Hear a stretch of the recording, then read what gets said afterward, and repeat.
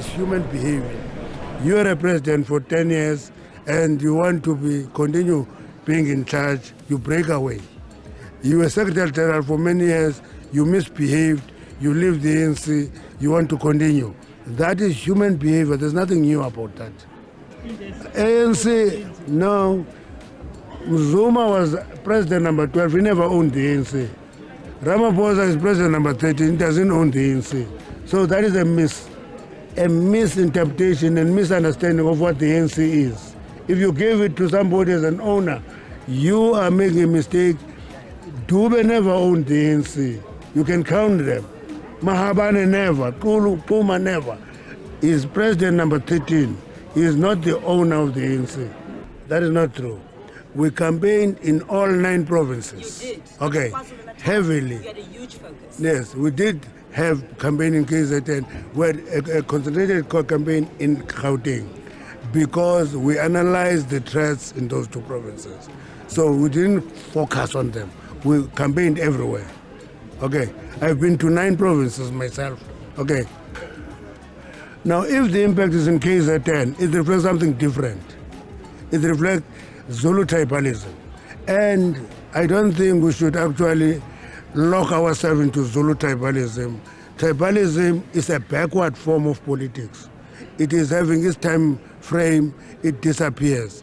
So if that is the factor, I'm not worried about it.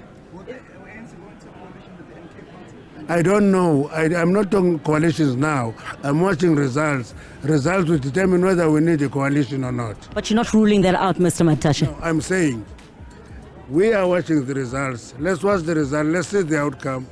The outcome, we want outright majority. Okay, that is what we want. We want outright majority. Coalitions are a consequence. You don't plan for consequences. Okay. Now you want me to plan for consequences. The problem here, you want to bring Zulu nationalist pro-politics into media conference. Don't do that. Hi ladies and gentlemen, welcome to my channel Twist&Turn with Neville. And if it's your first time joining me, thank you very much for the love and support and everything that you've done for the channel so far. And on today's video, before we get to it, if it's your first time joining me, thank you very much for everything that you have done for the channel so far. And I came across another video of another lady on Twitter. She was lashing out at Gwede Mantashe, and I didn't even know what that was about until I found this particular video where Gwede Mantashe uttered some remarks that sit well with a lot of people.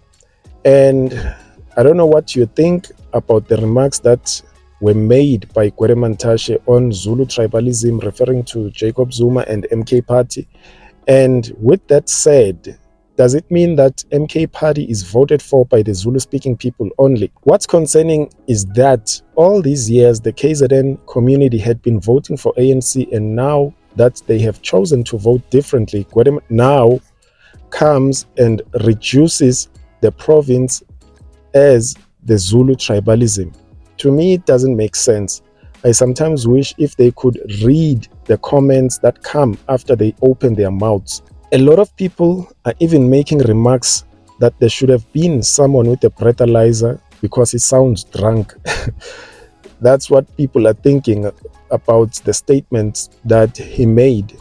It somehow sounds as if he uttered his statement from a place of hate, and it's not always easy to admit to the truth. And that's a fact. Jacob Zuma does have influence, and that is not only in KZN, but across the country. Gwede's statement is nothing short of being an insult to the MK Party and the KZN community.